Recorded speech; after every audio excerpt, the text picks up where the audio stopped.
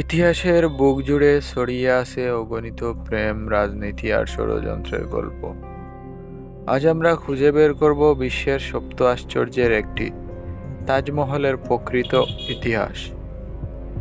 এটি কি সত্যি ভালোবাসার প্রতীক, নাকি এর আড়ালে লুকিয়ে আছে অন্য কোনো রাজনৈতিক রহস্য?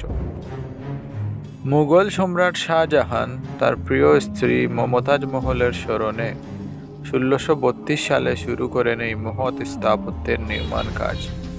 ২২ বছর ধরে হাজারো কারিগরের হাতের ছোঁয়ায় দাঁড়িয়ে যায় পৃথিবীর সবচেয়ে সুন্দর সমাধি।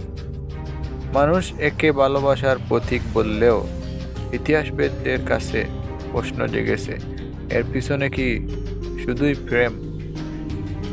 কিছু ঐতিহাসিক দাবি করেন তাজমহলের নকশা ছিল পারস্যের স্থাপত্য অনুকরণে।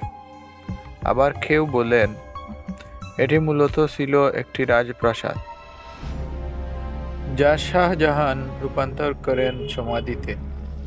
আরও চমকপ্রদ দাবি হলো তাজমহল একসময় হিন্দু মন্দির ছিল, নাম ছিল তেজো মহালয়া। তবে এই দাবিগুলো নিয়ে তীব্র বিতর্ক এখনো চলছে। শাহজাহান যখন তাজমহল নির্মাণ করছিলেন, তখন সাম্রাজ্যের রাজনীতি ছিল অস্থির। বিপুল অর্থ খরচ করে এই স্থাপত্য গড়ে তোলার কারণে মুঘল অর্থনীতি দুর্বল হয়ে পড়ে।